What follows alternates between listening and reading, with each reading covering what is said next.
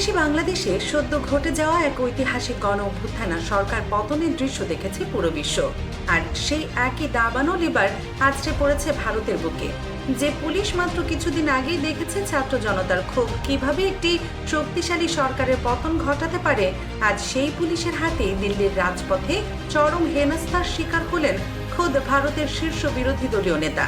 হাজার হাজার ছাত্র জনতার ক্ষোভ, পুলিশের নির্মম লাঠিচার্জ আর জলকামান দিয়েও যেন নেভানো যাচ্ছে না দ্রোহের আগুন। শিক্ষার্থীদের রক্তে লাল হচ্ছে দিল্লির রাজপথ। ক্ষমতার দম্ভ, দুর্নীতির বিষ বাষ্প আর তরুণ প্রজন্মের তীব্র ক্ষোভ সব মিলিয়ে নরেন্দ্র মোদীর পায়ের তলার মাটি তবে কি সত্যি সরতে শুরু করেছে? মোদী সরকারের পতন কি এখন কেবলই সময়ের ব্যাপার? ভারতের শিক্ষা ব্যবস্থায় চরম দুর্নীতি, বিশেষ করে নিট পরীক্ষার প্রশ্নপত্র ফাঁস এবং অধিকারকামী শিক্ষার্থীদের উপর নির্মম পুলিশি অ্যাকশনের বিরুদ্ধে এক নজিরবিহীন ছাত্র বিক্ষোভের রীতিমতো কাঁপছে ভারতের রাজধানী নয়াদিল্লি। নিজেদের মেধার অধিকার চাওয়ায় নিরাপরাধ শিক্ষার্থীদের উপর যেভাবে নির্বিচারে লাঠিচার্জ করা হয়েছে তা দেখে শিউরে উঠেছে পুরো বিশ্ব। ককরোচ জনতা পার্টি বা সিজিপি এর ব্যানারে দিল্লির যন্তর মন্তরে জমায়েত হয়েছিল হাজার হাজার শিক্ষার্থী ও সাধারণ মানুষ। তাদের দাবি ছিল একদম সোজা, নিট পরীক্ষার প্রশ্ন ফাঁসের বিচার এবং শিক্ষামন্ত্রী ধর্মেন্দ্র প্রধানের তাৎক্ষণিক পদত্যাগ। কিন্তু ক্ষমতাশালী সরকার কি আর সহজে নিজেদের ভুল স্বীকার করে? শিক্ষার্থীদের এই যৌক্তিক দাবি মেনে নেওয়ার বদলে পুলিশ লেলিয়ে দিয়ে শুরু হয় নির্মম দমন পীড়ন। চালানো হয় বেধড়ক লাঠিচার্জ, ছোড়া হয় টিয়ার গ্যাস, এমনকি জলকামান দিয়েও ছত্রভঙ্গ করার চেষ্টা করা হয় এই গণজমায়েত। কিন্তু ক্ষমতার এত দাপট দেখিও কি এই ক্ষোভ থামানো গেছে? মোটেও না। পুলিশের বর্বরোচিত অত্যাচার সহ্য করে এমনকি জেল থেকে ছাড়া পেয়েও এই সাহসী জেনজি শিক্ষার্থীরা আবারও ফিরে এসেছেন রাজপথে। পুলিশের এই নারকীয় তাণ্ডব এমন এক পর্যায়ে পৌঁছে গেছে যে দ্বাদশ শ্রেণীর শিক্ষার্থী থেকে শুরু করে 21 বছরের তরুণ কাউকেই ছাড় দেওয়া হয়নি। এমনকি নারী পুলিশ সদস্যরা নারী শিক্ষার্থীদের চুল ধরে টেনে হিচড়ে প্রিজন ভ্যানে তুলেছে। কিন্তু মোদী প্রশাসন যতই ভয় দেখানোর চেষ্টা করুক না কেন, আন্দোলনকারীরাও সাফ জানিয়ে দিয়েছেন ভেতর থেকে পচে যাওয়া এই শিক্ষা ব্যবস্থা আর চলতে দেওয়া হবে না। শিক্ষার্থীদের উপর এমন বর্বর হামলার পর শুধু সাধারণ মানুষ নয়, একজোট হয়ে রুখে দাঁড়িয়েছে ভারতের শীর্ষ রাজনৈতিক দলগুলো। লোকসভার বিরোধী দলীয় নেতা রাহুল গান্ধী ডান হাতে কালো ব্যাজ বেঁধে এই দুর্নীতির বিরুদ্ধে সোচ্চার হয়েছেন। তিনি অত্যন্ত স্পষ্টভাবে অভিযোগ করেছেন যে গত এক দশকে ভারতে অন্তত 152টি প্রশ্ন ফাঁসের ঘটনা ঘটেছে, যা প্রায় 7.5 কোটি শিক্ষার্থী এবং তাদের পরিবারের জীবন ধ্বংস করে দিয়েছে। অথচ এত বড় বড় কেলেঙ্কারির পরেও মোদী সরকারের অধীনে শাস্তি হয়েছে 0 জনের। রাহুল গান্ধী যখন এই প্রতিবাদে অংশ নিতে লোকসভা ভবনের দিকে এগোচ্ছিলেন, তখন যা ঘটেছে তা ভারতের গণতান্ত্রিক ইতিহাসে এক কালো অধ্যায় হয়ে থাকবে। খোদ বিরোধী দলীয় নেতাকে টেনে হিচড়ে শারীরিকভাবে হেনস্থা করে পুলিশ। পরবর্তীতে এক সংবাদ সম্মেলনে রাহুল গান্ধী নিজেই সেই ভয়ঙ্কর অভিজ্ঞতার কথা তুলে ধরেন। তিনি জানান, পুলিশ তাকে জোর করে সরিয়ে নেওয়ার সময় কয়েকজন পুলিশ সদস্য তার কানে ফিসফিস করে বলেছিলেন, দয়া করে এই সরকারকে হটান। অর্থাৎ যে পুলিশ সরকারের নির্দেশে লাঠি চালাচ্ছে তাদের নিজেদের ভেতরেও এই সরকার নিয়ে চরম অসন্তোষ তৈরি হয়েছে। রাহুল গান্ধী সরকারের কাছে 3টি স্পষ্ট দাবি রেখেছেন: শিক্ষামন্ত্রী ধর্মেন্দ্র প্রধানের পদত্যাগ, শিক্ষার্থীদের উপর হামলাকারীদের দৃষ্টান্তমূলক শাস্তি এবং শিক্ষার্থীদের উপর ওই অমানবিক অত্যাচারের জন্য প্রধানমন্ত্রী নরেন্দ্র মোদীকে প্রকাশ্যে ক্ষমা চাইতে হবে। শুধু রাজনৈতিক নেতারাই নন, মোদী সরকারের উপর ক্ষোভ উগরে দিচ্ছেন ভারতের সুশীল সমাজ এবং বিনোদন জগতও। দক্ষিণের জনপ্রিয় সুপারস্টার ও রাজনীতিক জোসেফ বিজয় তার দলের পক্ষ থেকে এই নিট পরীক্ষা পুরোপুরি বাতিলের দাবি জানিয়েছেন। অন্যদিকে ভারতের তুমুল জনপ্রিয় সঙ্গীত শিল্পী অরিজিৎ সিং সামাজিক যোগাযোগ মাধ্যমে অত্যন্ত কড়া ভাষায় আক্রমণ করেছেন সরকারকে।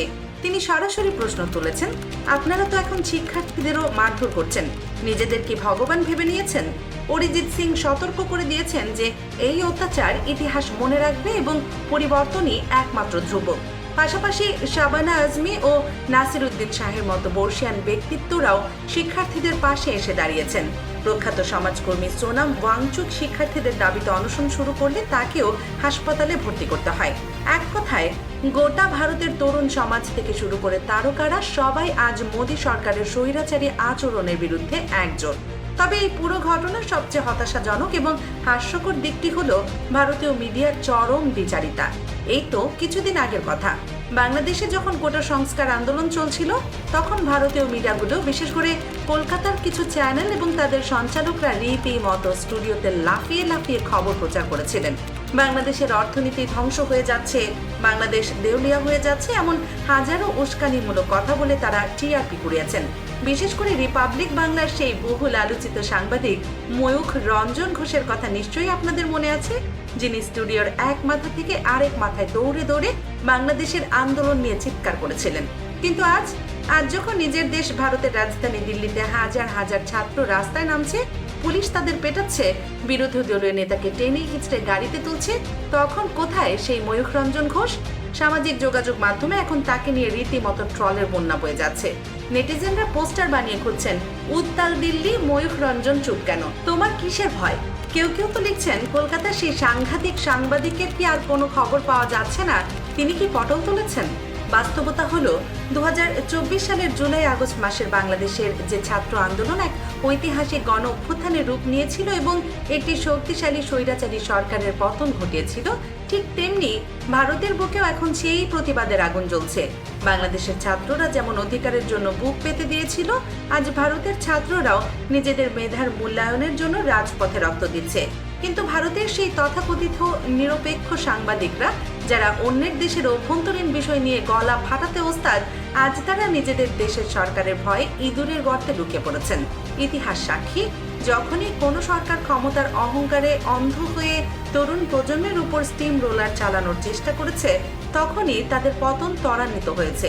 নিট পরীক্ষার দুর্নীতি আজ কেবল একটি পরীক্ষার প্রশ্ন ফাঁসের বিষয় নয়, এটি ভারতের কোটি কোটি তরুণের স্বপ্নভঙ্গের কারণ। যে পুলিশ সদস্যদের দিয়ে সরকার আজ আন্দোলন দমানোর চেষ্টা করছে, সেই পুলিশের ভেতর থেকে যখন বিরোধী নেতাকে বলা হয় সরকার হটান, তখন বুঝতে আর বাকি থাকে না যে মোদী সরকারের ক্ষমতার ভিত কতটা নড়বড়ে হয়ে গেছে। দিল্লির এই উত্তাল যন্তর মন্তর আজ যে ইঙ্গিত দিচ্ছে, তা যদি সরকার বুঝতে ব্যর্থ হয়, তবে হয়তো আগামী দিনে ভারতের রাজনীতিতেও এক অভাবনীয় পরিবর্তন দেখতে চলেছে বিশ্ব। প্রিয় দর্শক, ভারতের এই ছাত্র আন্দোলন নিয়ে আপনার মতামত কি? মোদী সরকারের পতন কি সত্যিই ঘনিয়ে আসছে? কমেন্ট করে অবশ্যই আপনার মূল্যবান মতামত আমাদের জানান। আন্তর্জাতিক রাজনীতি ও দেশ বিদেশের এমন সব বিশ্লেষণধর্মী এক্সক্লুসিভ খবর সবার আগে পেতে দেশ নিউজ 24 চ্যানেলটি এখনই সাবস্ক্রাইব করে বেল আইকনটি বাজিয়ে রাখুন। সত্যের পক্ষে সবসময় আমাদের সাথেই থাকুন। আল্লাহ হাফেজ।